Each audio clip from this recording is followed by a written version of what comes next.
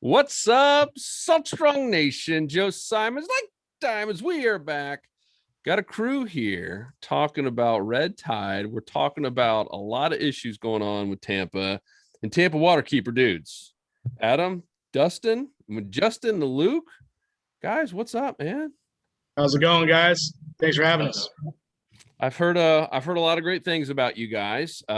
You've been mentioned in some podcasts before of people who donate to you guys, and I'll be honest, like I've looked at it, I've been inspired by it, and it wasn't until a lot of this red tide stuff got serious where I see you guys just everywhere, and I was like, all right, we've got to get you on the podcast, and I want to hear the story about, like, I mean, you guys have sacrificed a lot of your time. I mean, we're doing this late at night with some beverages here just to kind of fit this in, and you guys have sacrificed a ton. I know you especially, Dustin, I'm gonna mix up that all night long.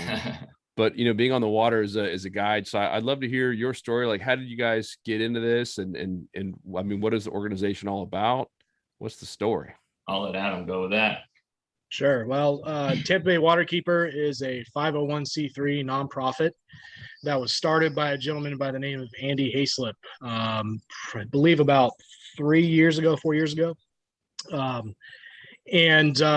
The organization ended up being absorbed by our sister organization, Suncoast Waterkeeper, at some point. And then last fall, the gentleman on the board of Suncoast Waterkeeper, which is mainly the Bradenton, Sarasota area, Rusty Chinnis, Joe McClash, Justin Bloom, who's our environmental attorney, who serves on both boards. They started to reform the Tampa Bay Waterkeeper board. So I had served on the Sarasota Baywatch board with Rusty when I was still living down in the Bradenton, Sarasota area. That's where I'm originally from. And he called me up and said, hey, listen, the board is being reformed. We're trying to make it its own standalone board again. Would you be interested? And I said, well, listen, man, I'm a super busy trial attorney. I don't know if I'm going to have the time. Tell me about it, because I want to know exactly what the goals are, what's happening, what the organization is actually doing. Because look, there's a lot of organizations out there doing a lot of great things, applying for grants like we do too, for oysters and clams and seagrass and all that stuff, which is phenomenal. That's great. But for me personally, I wanted, if I was going to put my time into something outside of work and away from my family and everything, I wanted to make sure it was something that was being very proactive and aggressive. And when I found out that we had this amazing environmental attorney in Justin Bloom, who on behalf of Suncoast Waterkeeper and Tampa Bay Waterkeeper is filing lawsuits in federal court under the Clean Water Act and holding the cities and counties and corporations accountable for spills, sewage, and other pollution and runoff and all that stuff. That got me really excited because as an attorney, I'm a trial attorney by trade, and I was like, hey, that's pretty awesome. I like it. And I talked to Justin and found out exactly what was going on with these lawsuits and what the results were, which is essentially getting court orders forcing the cities and counties, corporations to come into compliance with the DEP regulations and under the Clean Water Act. And that really excited me. And I said, you know what? This is a really awesome organization. I want to be involved. So from there, we started gathering other board members, and we have a phenomenal crew of board members that are all mostly in our 30s and 40s. So, there's a good young group of people who are very passionate about the water and about fishing and boating and making sure that we have that same water that we all grew up with, guys, for our kids. And I got 2 young kids who love to fish and love to be out on the boat. And it breaks my heart to see what's going on with the state of our bay, and when I originally got involved, I had no idea. Who could have guessed we'd be where we are today? Right. So along the way, I became acquainted with Captain Dustin Pack, who's a fly fishing guide here in Tampa, and I'll let him talk more about that. But I thought he would be a phenomenal addition to the board because he's very passionate about the environment and had been for a long time. And he had some involvement with Tampa Bay Waterkeeper early on, organizing the fly fishing film tour event, which was a huge success. That was a couple years ago, and raised a lot of money for Tampa Bay Waterkeeper. So got to know Dustin, and fortunately he joined up with our board. So that's kind of the story about how I got involved, and I'll kick it over to Dustin from there. Yeah, so I was born in Fort Myers and then was moved here when I was 4. And so lived here basically my whole life, 32 years now. And so basically early on in my life, fishing, I wasn't super environmentally like not smart, but like I wasn't going after like I am now. I'm going after environmental crisis and helping. And that kind of happened whenever I got married to my wife. My wife was very environmentally friendly, and that kind of developed over time.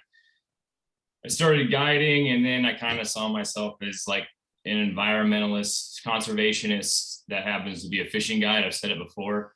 And then I worked with Andy when he was in charge of Waterkeeper a few years ago when we did the film tour. And that was before I was a member, before I even thought about becoming a board member. Then over time, then Andy left, and then it got revamped, and me and Adam met through mutual friends. And it just happened to be that, you know, they wanted me on the board, and it's kind of like a person with eyes on the water, pretty much.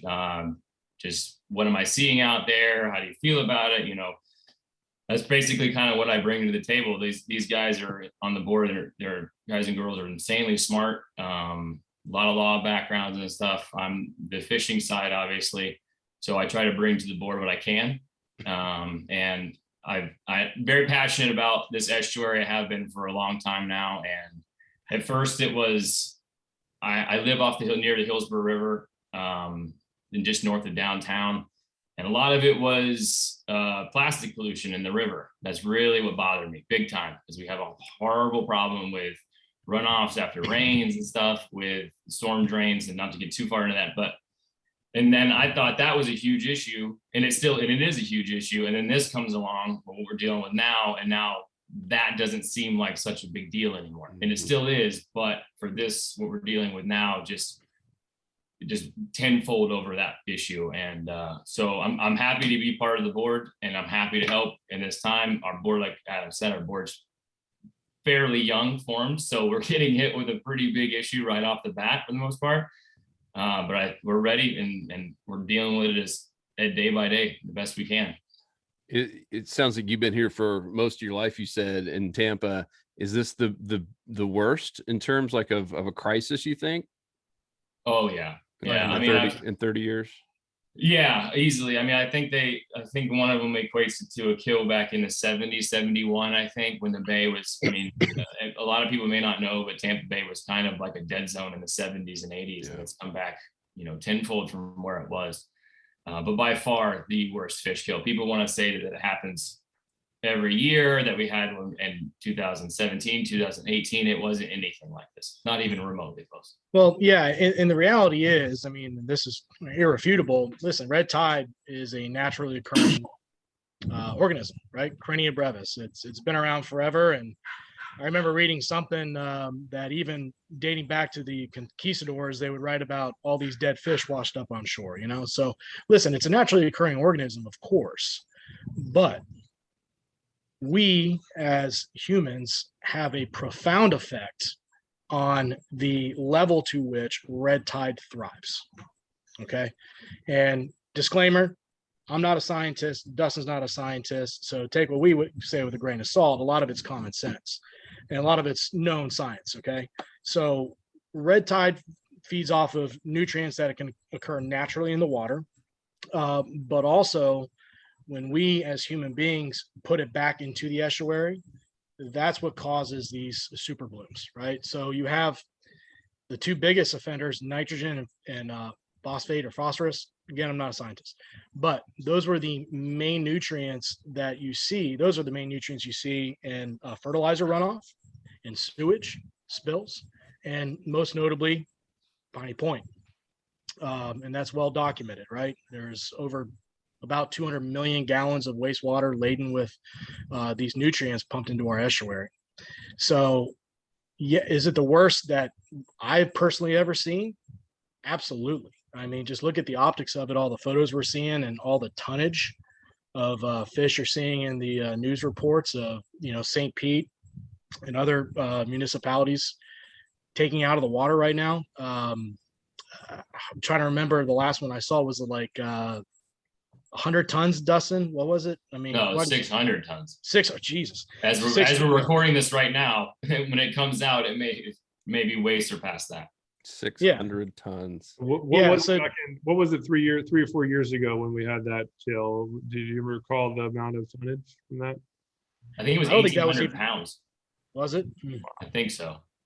So, I saw a comment from Captain Scott Moore. I'm sure you guys are familiar with him. Legendary guide out of Bradenton, Anna Maria. Literally wrote the book on live bait snook fishing. He made a comment, and of course he's been fishing this area forever, that he's never seen red tide that popped up first in Tampa Bay and Upper Tampa Bay in that area, right? It always starts in Manatee, Sarasota County, and then kind of works its way in. And if I'm misquoting him, I apologize, but that's what I recall seeing. But it's very unusual. Let's land on that it's in Tampa Bay proper, rather than in Manatee, Sarasota County too. Whereas you are starting to see it pop up on the beaches in Sarasota County and Manatee County right now. Yeah. So this is, sometimes I don't even know what to say. Just seeing the photos and the drone footage of just piles and piles and piles of fish everywhere floating. And listen, every fish is important, but you're seeing tarpon dead, you're seeing grouper, you're seeing breeder redfish, you're seeing snook, you're seeing trout, flounder, you name the fish, they're floating. And we posted a picture on social media that was sent to us of a dolphin dead, So yeah, it's heavy. It's heavy. So I looked it up. I was wrong. So I want to make sure I'm correct on this. So the entire state, 1,800 pounds was not right. It was 2,000. Maybe I saw 1,800 tons, but it was, what I'm seeing here is 2,000 tons for the entire state of Florida. So right now we have 600 tons just in Tampa Bay. One day. Wow. What? Crazy. Man. So that's what I saw. And that's per the news outlets, of course. 2 to 3 weeks outlets. so far. Yeah. What's that, Luke? It's been like 2 to 3 weeks so far. Just to have a perspective, it's going to be probably a week or so before this goes out. Yeah. So we had, it just depends on how. So I've been out on the water documenting, taking pictures of these dead fish for about 6 weeks now. I started seeing them along Bayshore, probably, so it's early June, I think, maybe even end of May. A lot of catfish, saw some sea trout and stuff like that, have documented pictures. So we've been seeing this for about 6 weeks now, but they started cleaning up just 4 or 5 days ago. How much of that stuff left, how much of that stuff stayed. Elsa came, pushed a lot of that dead fish up into St. Pete. But yeah, so 600 tons just in Tampa Bay alone. Wow. And I was reading too that maybe a lot of people don't know this, but there's 2 reasons that we're trying to clean up the dead fish, which is something that everyone can help out with if they're out there. Is one, obviously it smells and it's not a pretty sight, but 2, that actually like builds on top of it, right? That's actually putting, as they decompose, more nutrients into the water and just like continue this thing even further, is what I read earlier today.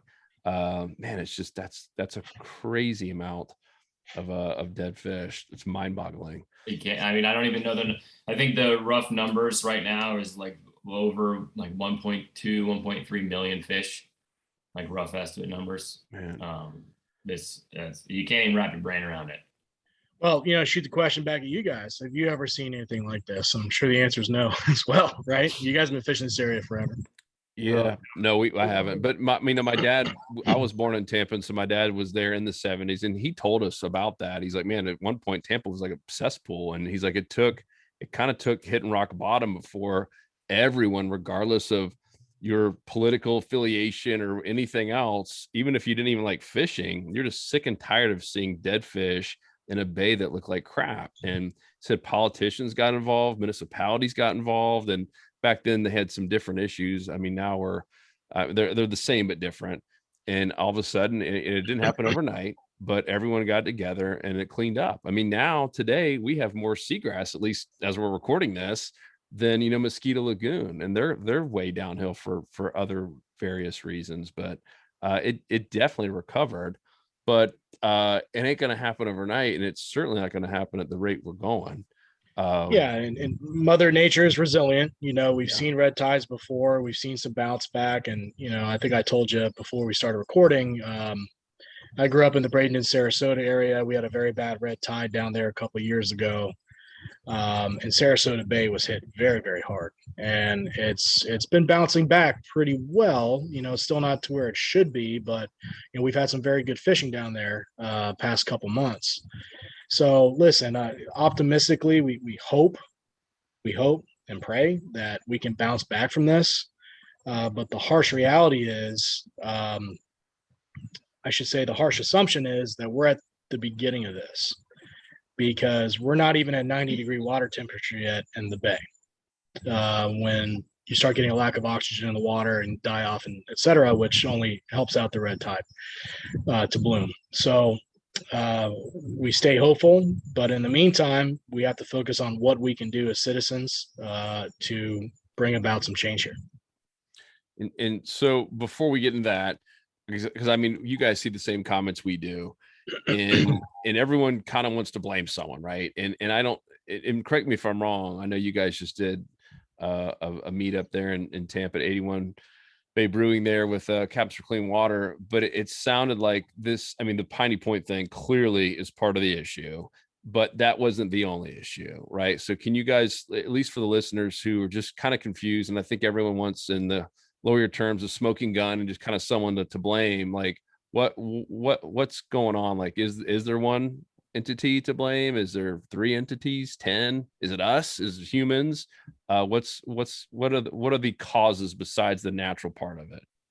Well, there's only so much that we can comment on, because, and a lot of people don't know this, but we, Tampa Bay Waterkeeper, joined in with 4 other organizations as plaintiffs in a lawsuit on the Piney Point issue. Okay, and that lawsuit and the notice, which is a requirement to send out before you file the lawsuit. The notice sent out to the defendants in this particular case, they're posted on our website, tampabay and they're like, the respective documents, the notice and the lawsuit, they're like 70, 80 pages long.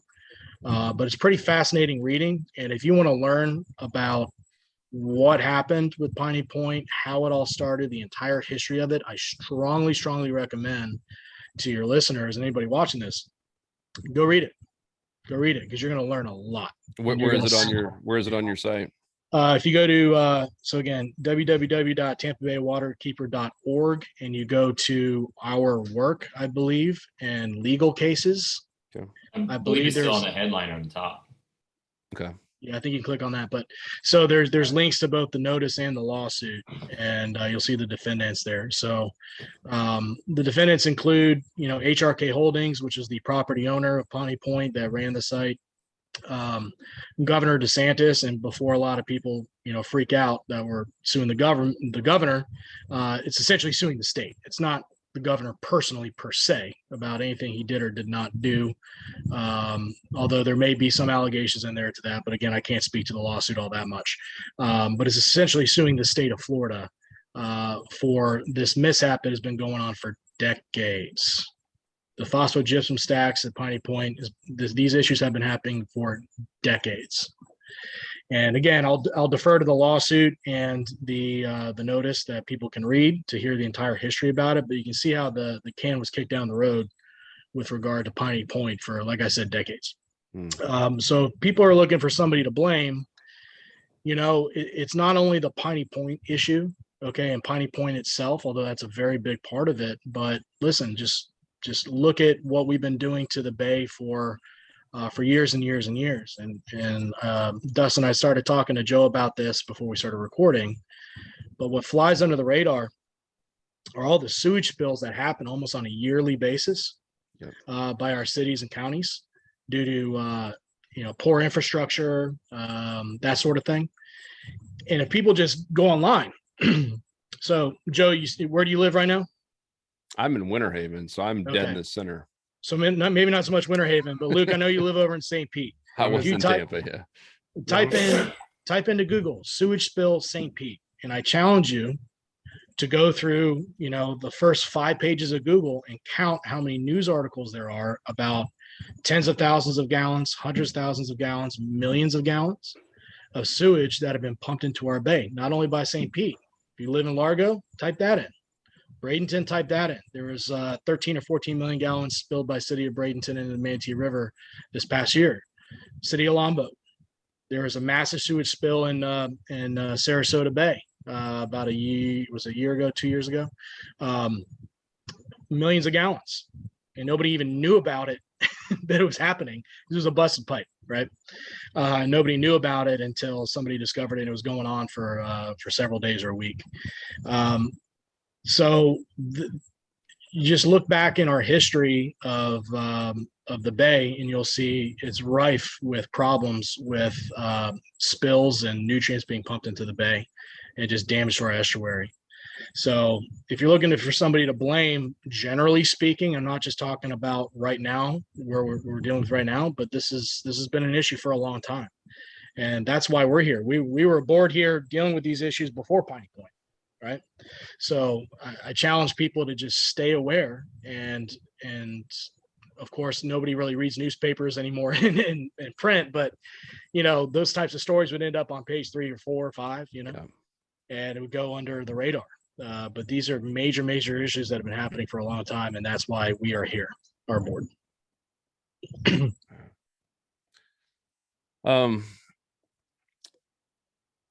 It's so frustrating, because I think all of us, regardless of how long it's been going on, everyone wants to fix this now. But is there anything we can do today, or was this just we have to let this just play out throughout the summer? Dustin, good. So as of right now, what we're trying to do is just bring attention to it. We're trying to get state help right now. We're trying to get the governor to talk about it. We're trying to get some kind of assistance in the short term, because like we talked about, with all of the decaying fish, that's going to add to the nutrients in the water. So the fastest way to get all of those dead fish out of the water, the better. But we got to do that with funding.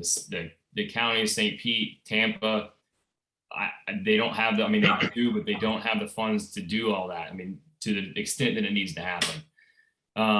That's in the short term, really fast. Just funding and talking about it, in my opinion, it needs to be number one right now. I had a couple of our members who live in Tampa and semi-retired and have time and have boats. And they had asked me, and I wanted to ask you guys, because I honestly didn't know the answer. I think I do, but they said, is there any legal ramifications of going out there and picking up dead fish in their boat, even if it's, obviously Goliath grouper and things like that? Is there any, do you guys know? Yeah, can't give legal advice, but I think that's a question for FWC. Because technically speaking, possession of a Goliath grouper is possession of a Goliath grouper until they say otherwise. You may recall years and years and years ago, when we had that really bad freeze, they lifted the restriction on possessing snook, so people could go pick them up out of the water. Yeah, and that was a short-term issue. But to my knowledge, they haven't done that yet, so I would caution people to be careful on that. I know there's a dump. There's a big trash can, and I don't know if it's for people or citizens to do it, but there's a big trash can in the middle of Chris Park right now. A big dump truck trash can. It says for fish only, right in the middle of Chris Park. Oh, really? Interesting. Yeah, I saw that today. There's I think there's 5 of them now throughout a couple counties, just lined up just to dump. That's what came about. So okay. There's a big one at Maximo. I was at Maximo the other day, and there's some shrimp. I guess they hired some shrimpers. There were a couple of shrimping boats that had they were bringing in tons at a time. It was so sad to see. And they had a big forklift that would take it from the boat up to that dumpster. And I think a lot of that funding needs to go towards, what I've heard is they need to hire these shrimp boats, because they're going to be the fastest ones to be able to clean this stuff up. Yep. And I think they said they were running through $100,000 a day just in cleanup for the city of St. Pete alone. Whoa. So I know they're running thin. They're moving a lot of stuff, because they have that big deck. It was loaded. Obviously, there's a lot of seagrass too, because all that stuff piles up. But they were going through a lot of fish. And well, yeah, and it begs the question: at what point does the state come in to provide funding? Because the argument being, listen, the state they had their hand in this too, to a very large extent. So, and you asked what people can do in the short term as well. And listen, holding your hand out for money is always a difficult thing to do, but I ask people, don't just sit on your hands, like become involved. And one of the ways you can become involved without actually standing in the courthouse making the arguments, right, is help us help you, right, and be your voice. So we're one of the organizations amongst others in everybody's respective areas. Like I said, there's Suncoast Waterkeeper for the Braden and Sarasota area. There's Tampa Bay Estuary Program. There's our organization, Tampa Bay Waterkeeper. And listen, these lawsuits, they don't pay for themselves. All right. There's day-to-day costs involved in litigation. And I can speak to this because I am a trial attorney myself. I don't do the environmental law stuff, but, being a part of this lawsuit on the Piney Point issue, it costs money, right? We have to pay for depositions, experts, day-to-day, just paper, there's hard costs associated with that the attorneys don't just necessarily front, right? So contributions to Tampa Bay Waterkeeper really help out towards those litigation costs, which we as a plaintiff in the lawsuit are on the hook for. We got to pay for that. So that's why we're really trying to make a push for membership and people to donate, because that certainly goes toward our efforts towards holding these people accountable and these entities accountable that had a hand in all this. So if people would be willing to go to our website, tampabaywaterkeeper.org, and donate and become members, get yourself a cool hat and a Tampa Bay Waterkeeper shirt along with your membership, we would greatly, greatly appreciate it. And hey, you can tell your friends, I'm a member of Tampa Bay Waterkeeper, and I helped hold these entities accountable for what's going on. My contribution helped toward that, and that's the absolute truth. Okay. Dustin and I, we're not getting paid to do this. We're not getting paid to spend time. We're all volunteer. We're a volunteer board. Nobody gets paid. So any little bit helps toward our efforts in our lawsuits. And I say that plural because, listen, this isn't the only lawsuit we've been a part of. We recently had one against City of Largo, which resolved. There's another one against a company called Trademark Metals, and all that stuff is on our website. You can read all about it. So there's our organization. You're not just throwing your money away towards something. It's going towards a goal, and it's going towards action. And that's really important to understand. It's not just sitting in a coffer. It's going towards something. It's going towards holding these entities accountable. Yeah. So Adam, I took up your challenge and I did the Google search, and you're right. It's like sad to see there's many different instances of millions of gallons of sewage that's emptying out. So what, and I know like down in Fort Lauderdale, like a Lunker Dog has been featured like last year. There's a lot of the same similar type stuff where sewage is going out and causing a lot of trouble. What is the sequence of events to help stop that? Like, is it county based? Like I assume that's all going to be municipal stuff, right? Are you referring to sewage spills? Correct. So, and this is my limited understanding of it, and that's probably a better question for Justin, our environmental attorney, who's actually litigating these cases. But my rudimentary understanding of it, there's one of those big words, sorry, Joe. My basic understanding of it is that the infrastructure of these various counties and cities are so old or neglected and not maintained as well that you end up, especially after big rains and so on and so forth, with sewage overflow where they just have to dump it, right? Or you have leaks, busting pipes like you did in Longboat Key. That massive spill, which was right over by Coon Key, which is there in North Sarasota Bay over by Tidy Island.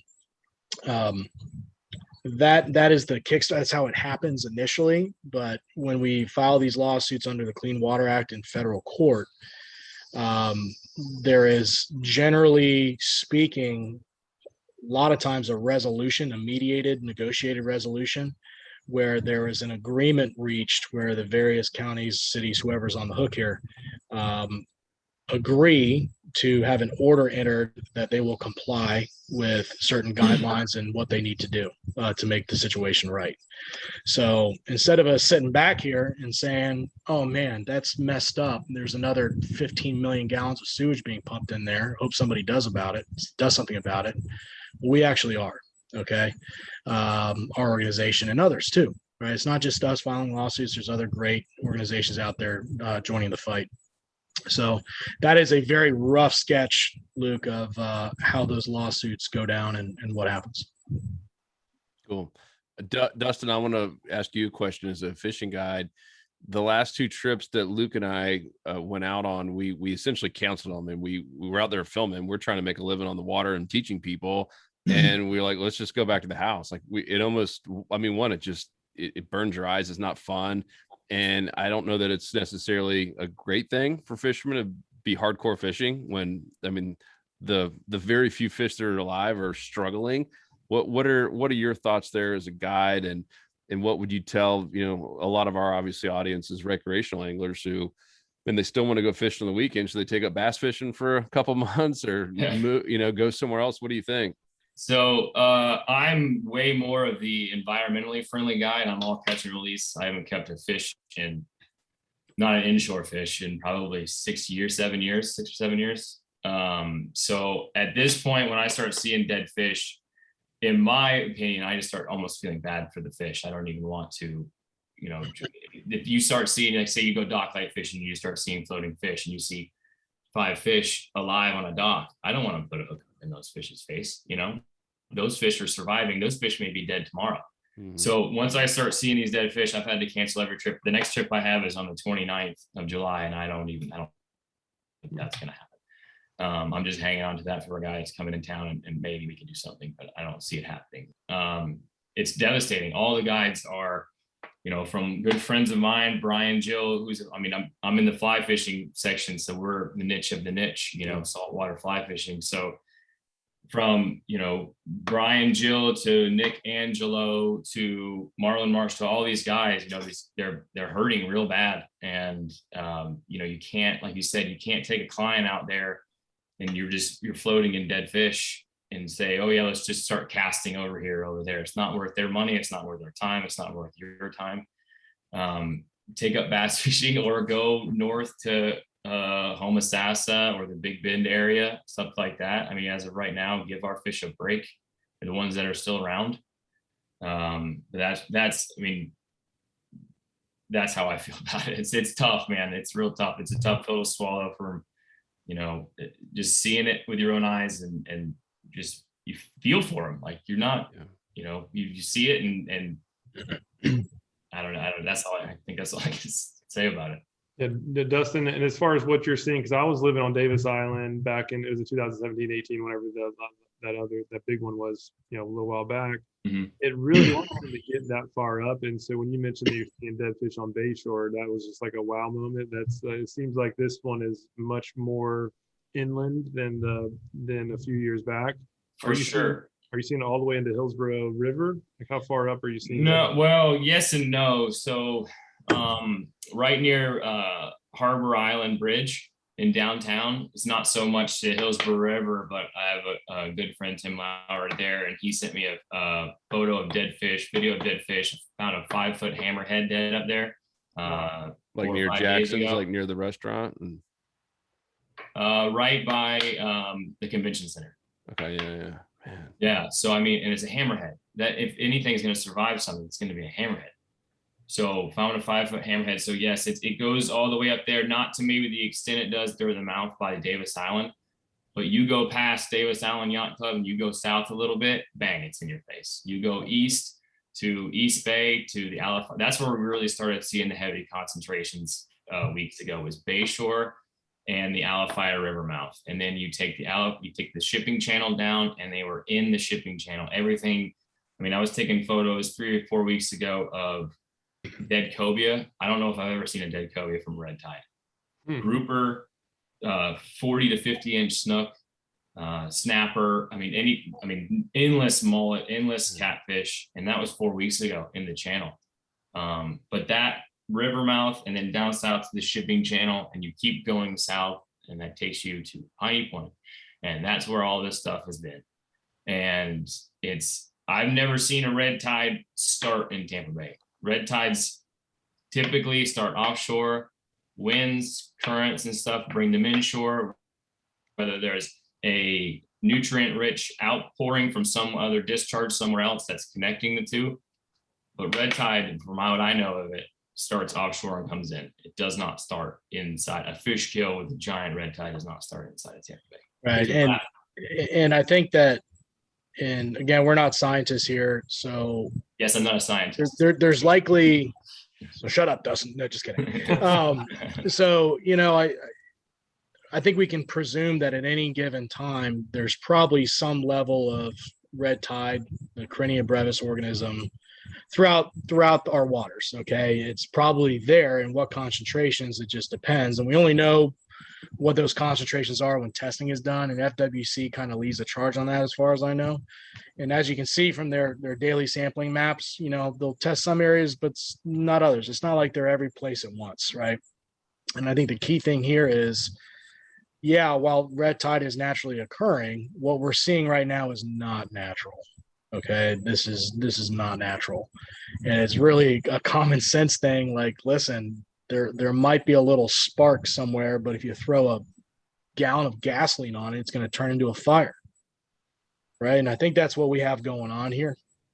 There's red tide around, but it doesn't supercharge without that gasoline, right? And that gasoline is all the nutrients in the water that have been pumped in mercilessly over the past several months, right? So and that's what Chris Whitman for Captains for Clean Water said at our event the other day. He said forest fires are naturally occurring too. Once you start putting fuel on them, what does it create? Absolutely. Yep. Right on. That's one of the better ones that I've heard. So good analogy. Yep. Justin, you've been quiet. I know you've got like a background in fisheries and management. Yeah, my background's at UF in fisheries and aquatic science, and I'm Go Gators. Go Gators. Go Gators, man. All right, cool. We're good. Amongst friends. When your passion is your profession, you can't help but take certain things personally. And I think I'm biting my tongue because having seen, water quality issues, I live in Orlando. So I grew up fishing Mosquito Lagoon a lot, and I saw a lot of similar nutrient supercharging issues in Indian River and Mosquito Lagoon. And then now to see it here and on a grandiose scale, I mean, Tampa Bay is a much bigger body of water. There's a much larger population density for that area. I think about, I worked with animals for a while. I worked in aquariums for many years and took care of sharks and stingrays and all kinds of game fish at the Gaylord Palms, at Disney for many years. And the one big thing that I remember is that nothing good happens fast in nature. Over time, you're talking about, nutrient or effluent discharge being put into Tampa Bay, and it's having effects over many, many, many years. And no discharge is great. I mean, we can clear that up, but in small amounts, it might go undetected, right? Because nature has a means of balancing itself out. But when you completely pile in, a 50-gram scoop of protein into an otherwise, self-regulating system of just an excessive amount, it's nitrogen and phosphorus is what you're saying. And nature can't keep up with managing any of that. It's an unnatural effect that's happening. Red tide may be a natural effect, but everything that we're doing to it is supercharging it. And it's painful to watch. It's really frustrating to know that that's where things are at. I'm hopeful and optimistic, as you guys are, that things will bounce back, but it's not going to bounce back if we don't do something about it. So I'm 100% behind supporting initiatives that you guys are behind and bringing awareness, taking action, letting everybody know that donating to support these initiatives are what people need to do. So if I'm quiet, I think I'm biting my tongue because I have really strong feelings about this. Reminded me of Jay and Silent Bob. Silent Bob stays quiet the entire movie, and at the very end, dude, that was great. Well said. Yeah. Silent Bob. Justin. Does that make me the Jay because I can't keep my mouth shut on this whole thing? That's what happens when you give a lawyer a platform, man. I'm sorry.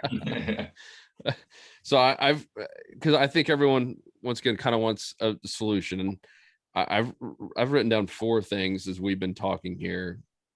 Number one, I'm with you, Dustin, is catch and release. I mean, Luke and I are big catch and release. The fish that we have caught really in the last 12 months are sheep's head, triple tail, but I mean, redfish, snook, trout, obviously for many reasons here in the bay. But I would encourage all of you, obviously can't tell you what to do. And I have a feeling FWC will probably shut it back down. I hope they do.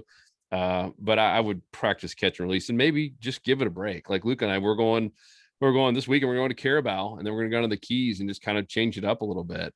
And kind of stay away from the bay and just kind of give it a break. Number 2 is donate to you guys, and obviously we'll put links in everywhere. And I'm actually going to go read that. I actually do like reading. So TampaBayWaterkeeper.org. Go to the legal cases, and I think, because a lot of people get on social media, they just start spewing out stuff, and half of it's right, half of it's wrong. I mean, I trust me, if attorneys are getting involved like you guys, and I know you guys have some environmental lawyers on there, that they're not going to waste their time and their words unless they can back it up. And so I'm really actually pumped to read that. So catch and release, donate, clean up. I think for all of you who have even contacted me today, that's a great way to do it. And it sounds like, there's at least 4 or 5 big dump sites I saw that are all pretty big, very accessible ramps. And so we'll get all that to you as well. And then I think the final one we haven't really touched on is contacting representatives, right? Because to your point, we can be aware all we want as anglers. There's only so many of us, especially here in the state of Florida. But when the representatives and congressmen and senators and all the other people up there start hearing from millions of people and who are pissed off, like that gets stuff moving. Maybe not as fast as we want, but it gets things moving. So what are your thoughts there? Is there an easy way? Is there someone who's made like a template? I know Captains for Clean Water had one for a while where they made it just simple to contact all the right people. Well, we certainly, and we're a relatively young organization, like Dustin touched on earlier. So we're kind of playing things as they lie right now, but that is one thing we're working towards to make it easier for people to have their voice. And I'm glad you brought that up, because that's something that we're going to certainly focus on, and having some kind of template.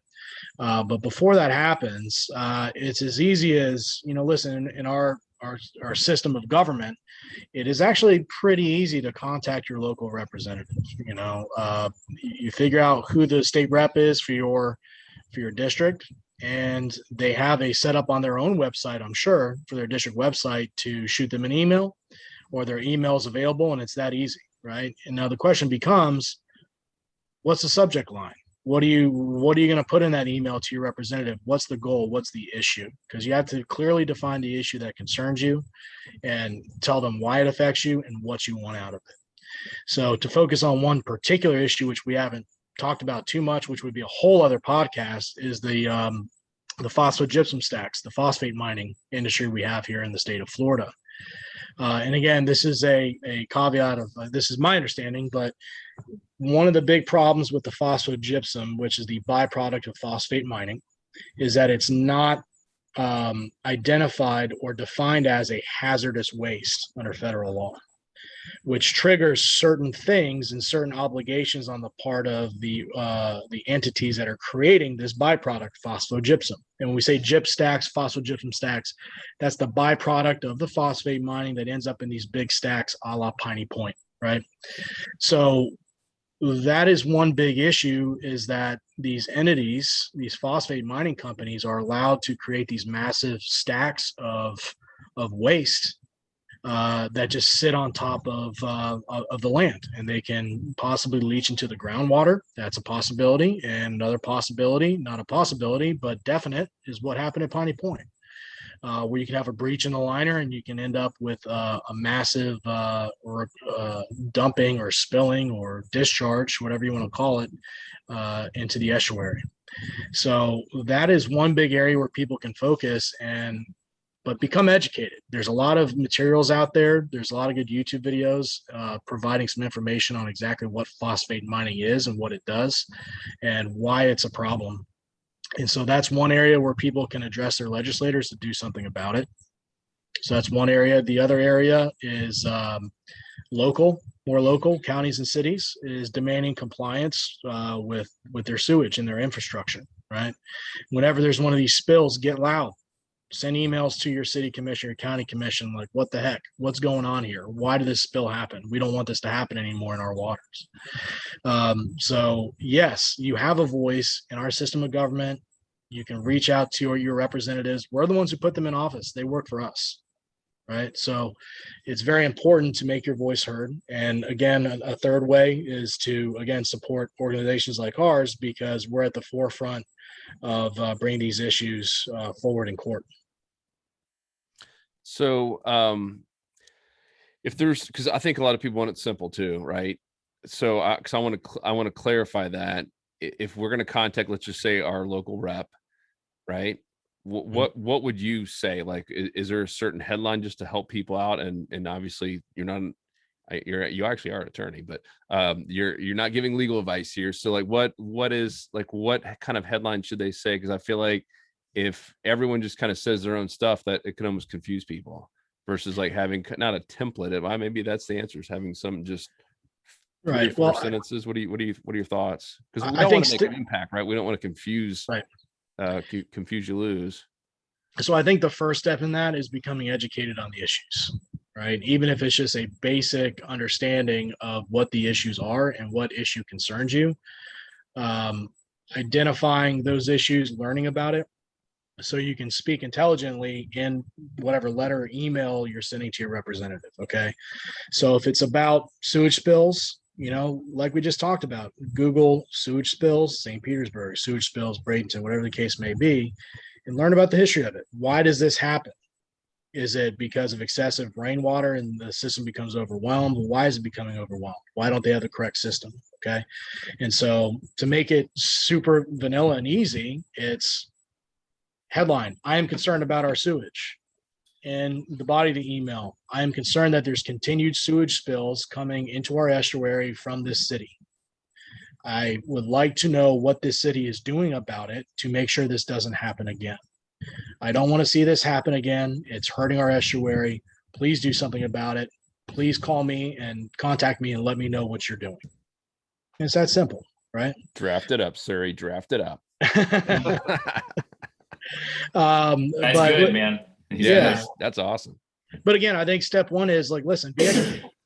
Because if you're just firing off pissed off emails, they're just going to get lost in the shuffle if you're not making any sense. That was what I was getting at, because I've seen some of the people's comments. I'm like, man, if you're sending that kind of stuff to the rep, it's almost like it makes us look bad. Yeah, don't put a voicemail on your representatives, or don't send a voicemail that you would reply to somebody on Instagram with, or something like that. And just an example of this, and I don't mean to be critical, because listen, we all see the same social media posts, but this just goes to the point of just knowing the issues and knowing what's what. I've seen a couple comments of people being very angry about Piney Point, rightfully so, but tagging Mayor Jane Castor of Tampa and blaming it on her. Well, Piney Point's in Manatee County, and city of Tampa has nothing to do with it, right? So just identify where the issue is, what the issue is, educate yourself, even if it's a baseline understanding, just enough to highlight the issue and ask the question: what are you doing to make this right? What are you doing to make things better? And one of the mantras that we have at our organization is preserve what we have, protect what we have, and improve what we have. And we're failing miserably as a whole, everybody, in doing that. And the first step is knowing it's a problem, identifying it, learning about it, and doing something about it. And I thank you guys so much for having us on, to giving us a voice, because it's huge to get the word out there. Thank you so much. Yeah, I do want to say this too before I don't mean to interrupt you, Joe. Oh yeah. Tampa Bay was, like we talked about before, was a dead zone in the 70s and the 80s, and it bounced back drastically. I think we were down to, in the 50s, I think our numbers for seagrass acreage was 60,000 acres in the 50s. So that number dipped to either 20 to 25,000 acres in the 80s. They knew there was a problem. People got together, people formed whatever they needed to form in the 80s to change this. And it come around early 2000s and later in 2010, Tampa Bay was bouncing back. We were back almost to that 1950s numbers. I think we were around 55,000 acres of seagrass. So it can be done. I'm not saying that Tampa Bay is a complete loss yet. We don't know. I pray to God that it's not. But if we are on the brink, then we can definitely come back. And it just takes everybody to care because they did back then, and we can do it again. And you know, we're a world-class fishery. We have everything here, you know. I mean, we don't have bonefish, but well, something we do a little bit, but we can do it again, and if we need to, and it just takes everybody to fight for it and to care. And yeah, I just wanted to say that a little bit because I love this place and I love this estuary, so I just don't want to see it die. And can I just ask each of you guys a question real quick? And this might be a little cheesy, but I think it's important a lot of times to, with that whole mantra thing I was just talking about, preserve, protect, and improve what we have, right? Joe, what's your favorite fishing memory that comes to your mind right away in Tampa Bay? Right off the top of your head. Oh, of course, you have to ask me first. My Bud Light mind. Man, that's a tough one, dude. Pass. Yeah, pass to Luke. Let me think. Great live radio question. I've got one. It was the coolest opportunity ever, but I caught a snook from a balcony over there in downtown Tampa. Oh yeah, I remember seeing that video. Yeah, so that was just like the perfect time situation, lucky cast, and fortunately the snook was eating. And yes, that was like something that'll never happen again. And it was just very fortunate that it all. That was the one you caught from like a 3rd-story building or something. Yeah, I was on a balcony in the older office at the time, and it was solid. Joe saw it. I was like, man, I might be able to cast it there. And I had one rod rigged up, like it had to weed this bait because I made a couple bad casts and almost got stuck in a tree. Then yeah, it was just like one of those things that'll never happen again. That was pretty cool. Yeah, I mean, mine was just there's not one specific one. I mean, but we started Salt Strom, and there was so much stress in our lives of quitting our old jobs and like not having a paycheck, and tell my wife we're not gonna have a paycheck for a while. And just Luke and I lived on Harbor Island, Luke lived on Davis Island, and just fishing every day, trying to figure out everything. And it's like I just had so many good memories of fish with my brother who. You know, it's so cool to be able to run a business with a family member. And so for me, it was just those basically 2 years of trying to grow a brand new business, just like you guys are doing, right? I mean, you guys are still fairly young, of just like, you know, just duking it out and having fun. And I was surprised at how beautiful everything was, because I moved away for a little while, and then I mean, Tampa looked amazing. That was what, 2015, 2016. I mean, Tampa looked great. I mean, the water quality was great. There's seagrass everywhere. And I mean, yeah, just the last couple of weeks going to see Luke in Sarasota, now that I'm in Winter Haven, it's just like, it's just disheartening. It really sucks. This past winter, we had so many redfish. I mean, from the closures too. Like, yeah. Oh man, we had so many redfish in the bay. It was amazing. The water was clean. We were doing sight fishing. Clients were catching fish left and right. It was amazing. And that was, I mean, a lot of that had to do with the closures too, I think, but it was in a good state. It was in a good place. I got one, Adam. Now, Luke, the one that Luke caught from the balcony is obviously the best, but is the first time we bought a drone, and we go out there in a little grass flat, and we're in Luke's little Maverick, and I'm just learning how to fly a drone, and we're like, man, how cool would this be if we could get a bite like on film with the drone right up there? And no lie, I mean, first liftoff, Luke freaking hooks into a redfish all on the drone. I'm like, this is freaking awesome. And we had a camera on the boat with, like, I was mic'd up and I was doing a tip and I was trying to play it cool, like this happens all the time. And so I was like talking to the camera and knowing the drones hovering around. And you could see, I mean, I could see, at least on my little screen, all the potholes. I could see the whole thing, and they were just high-fiving. And we get done and realized it wasn't recording the entire time. Which just fired us up to go back there and do it again. So how about you, Justin? Man, I think about more so the places that I've been with other people, you know, like I remember fishing little feeder creeks. My wife caught her first redfish in a little feeder creek off the Alafaya, fishing with Derek Burgos there, fishing with Jake Bates and Whedon Island, chasing schools of bullfish, you know, 35 inches plus, fish that were moving away from all the boats that were around, like fish that hadn't been touched. I remember getting my first cobia. It was like 40 pounds off the tip of Piney Point tarpon fishing. I mean, I just, there's too many, man, but I think about all the people that I fish with in the different parts of Tampa Bay that I've been with them. And you know, I hope I can go back and do all that again and recreate those memories of people. Yeah, well, I have three that really come to mind. The first one is the first time I got my son AJ, he's 7.5 now, so it must have been 1.5 years, 2 years ago now, I think. But I took him out on a charter with Captain Mike Goodwine, Blackneck Charters, man. Shout out to him. We fished with him before. He's a blast. Oh man, and he was awesome. And Man, let me say tell you what's up. something. The fish he put us on, and AJ was catching redfish after redfish after, and this is a little 5.5-year-old who's casting his own rod and reeling them in, setting the hook, all that stuff. That's Very awesome. proud. And he must have caught, I don't know, 25, 30 fish that day. It was insane. And that day, the majority of the fish we caught was right there, right out in front of Piney Point, right in that area. The second being, and this is right before everything really kicked off really bad. This was it was Mother's Day, because I remember my wife said, let's go on the boat. I said, really? So we did. And so we sandbarred it up a little bit and then took the boys in to fish a little bit. And just threw a little chunk bait on the bottom over at Fort DeSoto. And my 4.5-year-old Henry was holding the rod. And all of a sudden I hear, daddy, daddy, daddy, zzz, I got a fish, and ended up being a 37-incher that he hooked and not reeled it in by him. So I said, hey, that's a real one. Give me the rod. But he helped him out.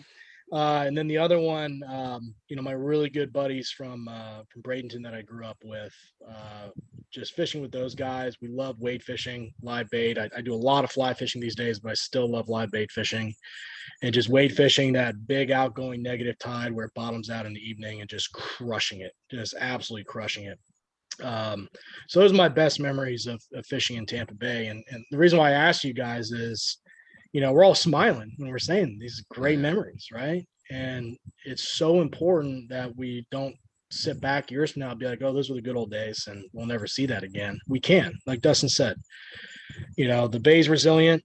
Hopefully it'll come back. We don't know when, how long it's going to take for our fish to bounce back, but we can do it. We just have to push for it. We have to do the right things. We have to make the people that represent us to do the right things.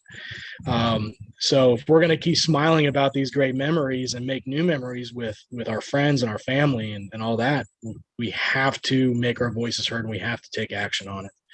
So, at the risk of sounding cheesy, that's why I wanted to bring all that up, to make that point. Love it, man. That's good. That is good. All right. Anything else, Justin? Silent Bob? I'm out. I'm speechless on that. We covered it all. Luke? Yeah, nothing. Yeah, I appreciate the details here. I'm going to go read. I've been very curious to learn more about the Piney Point. To be honest, I've heard just the high level stuff about it, and given the location of all these issues, it seems like it's a pretty logical conclusion that it was up there. So I look forward to reading that PDF on your site. So I appreciate y'all putting that together. Awesome. And guys, again, thank you so much for having us on. We really appreciate it. Again, www.tampabay.waterkeeper.org. Become a member. We got a sweet logo with a tarpon on it. It's really cool. Cool. We got really awesome shirts and hats that come with membership. And so please join up as a member. There's various levels. Donate, do whatever you can. Every little bit helps. Cool. We're all going to be signing up, and I've got an idea. I'm not going to say it yet because I want to run it by Luke, but I got an idea that we can do with our group to raise a few dinero. Awesome. Many dinero. Yes, so TampaBayWaterkeeper.org. Guys, thank you so much. And are you guys having any more of these live events like you did there in Tampa? Anything coming up that you know of? Yeah, and Dustin can speak to this a little bit more than I can because I had to jump off our board meeting a little early last night. But we are in the beginning stages of planning a rather large event, a rally of sorts, hopefully in the next 2 weeks. So keep an eye out on our Instagram page, which is just at Tampa Bay Waterkeeper, and then Tampa Bay Waterkeeper on Facebook for announcements on that. And we hope to have various events, symposiums, and more chats in the future. And one event, this is a ways off, but we did have a really successful fly fishing tournament, or inaugural tournament called the Waterman, that we had this past March, which raised about $18,000 for the organization, because we had an amazing raffle from all these great different companies. We raised a ton of money for the organization, which was really awesome. So keep an eye out for that. We're going to do that again in March. Hopefully the bays bounce back by then. It'll be late February, early March, but keep an eye out for that. Dustin? Yeah, just what he said. I don't know. Like I said, I don't know when this is going to air, but we're hoping that we can do some kind of, we're still in the early stage. We just talked about this last night, and they were going to talk about it later today too, or later tonight. Maybe doing some kind of boat/land meetup somewhere in Tampa or St. Pete, wherever it's boat and walk friendly. Hopefully maybe not this weekend, but next weekend. I don't know yet, but cool. We're definitely working on something to get everybody together, because we need as much press and everybody talking about it as we can. Because the more we talk about it, the more we push it, the more other people can't keep their heads turned away from it. Yes, sir. Love it, guys. All right. Remember 4 things: catch and release, or just take a little break in the area. Donate to our friends here at Tampa Bay Waterkeeper. Clean up if you can. And start contacting the correct representatives and sound somewhat intelligent. Halfway would be good. But it's so true. I mean, we got to get our facts straight, and we can't just be out there throwing mud everywhere, and unless we're pretty sure that we're throwing the right mud at the right people with the right message. So, guys, I really do appreciate you coming on here late at night. And everyone, please go over to their site, check it out, become a member, get some cool swag. And we'll stay in touch. Obviously, I'm going to contact you guys probably tomorrow or Monday, and with some ideas that I'm going to run by Luke. So stay tuned. Thank you guys very much. Really appreciate it. Appreciate it, guys. Peace. Thanks. We out. Thank you.